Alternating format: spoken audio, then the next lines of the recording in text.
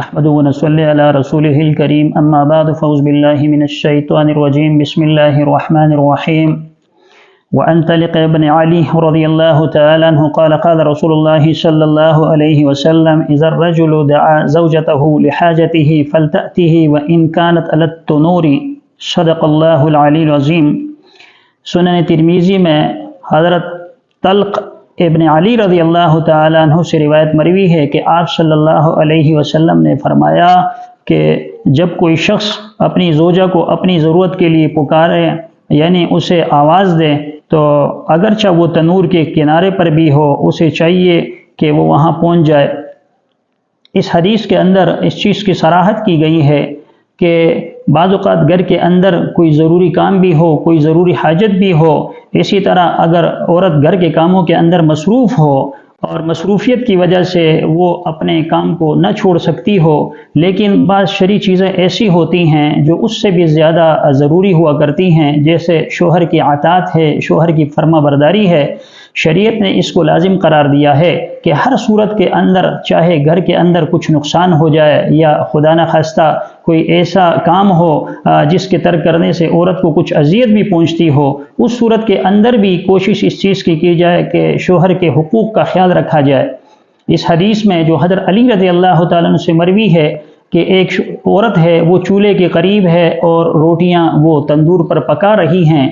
لیکن شوہر نے اسے اپنی ضرورت یعنی صحبت کے لیے بلایا، اپنی حاجت کے شرعی حاجت کے پورا کرنے کے لیے بلایا۔ اب عورت تنور کے اوپر روٹی چھوڑ دے، اگرچہ اس سے بعض اوقات 2-3 روٹیوں کا نقصان ہو جائے گا، لیکن بڑے نقصان سے اس کا شوہر بچ جائے گا، کیونکہ جب شوہر کو شہوت چڑھ جاتی ہے اور شہوت کا غلبہ جب اس پر سوار ہو جاتا ہے تو وہ بیوی کو نہیں دیکھتا، بعض اوقات وہ بیوی کو مارنا شروع کر دیتا ہے، بیوی کو مارنا پیٹنا شروع کر دیتا ہے، یا دوسری صورت میں بعض اوقات اس کے زبان سے ایسے الفاظ نکل جاتے ہیں جس کی وجہ سے ساری عمر پھر پچھتاوے کے علاوہ کچھ باقی نہیں رہتا۔ اسی لیے رسول اللہ صلی اللہ علیہ وسلم نے فرمایا عورت کے متعلق کہ اگر عورت تنور میں روٹیاں بھی پکا رہی ہیں اور شوہر اسے اپنی ضرورت کے لیے بلائے تو اسے چاہیے کہ فوراً اس کی اتباع کرے، فوراً اس کی اطاعت کرے۔ اس کی وجہ سے گھر بہت ساری خرافات سے بچ جاتا ہے، گھر کے اندر محبت اور ہمدردی وہ باقی رہتی ہے، اور گھر کے اندر جو سکون ہے، جو اطمینان قلب ہے اور ایک دوسرے کی جو خوشیوں کا خیال رکھا جائے گا کسی گھر کے اندر، تو اس صورت کے اندر وہ چین اور اطمینان ان کو نصیب ہوگا جب ایک دوسرے کی اطاعت کریں گے، ایک دوسرے کی رضا اور ایک دوسرے کی خوشنودی کے طلبگار رہیں گے۔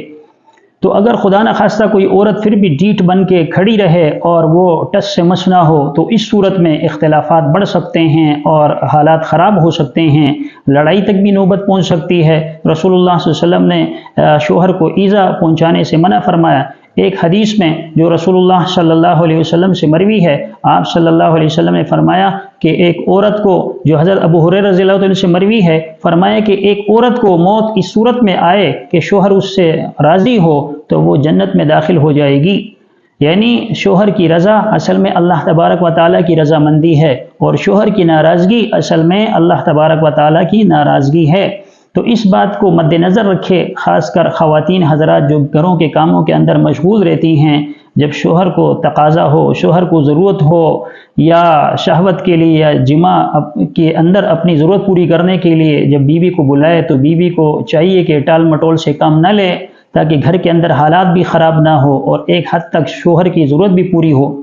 آپ حضرت ام سلمہ رضی اللہ تعالیٰ عنہا سے روایت مروی ہے کہ ایک مرتبہ رسول اللہ صلی اللہ علیہ وسلم ایک راستے پر سے گزر رہے تھے کہ ایک عورت پر آپ صلی اللہ علیہ وسلم کی نظر پڑی۔ آپ صلی اللہ علیہ وسلم بھاگتے بھاگتے گھر کی طرف آئے اور آپ صلی اللہ علیہ وسلم نے اپنی اہلیہ کو اپنے قریب کیا جو دوسروں عورتوں کے ساتھ مشغول تھی۔ آپ صلی اللہ علیہ وسلم نے ان سے صحبت فرمائی، اپنی ضرورت پوری کی اور فرمایا کہ اس طرح ذہن کے اندر جو شکوک و شبہات اور وسائس جنم لیتے ہیں وہ ختم ہو جاتے ہیں۔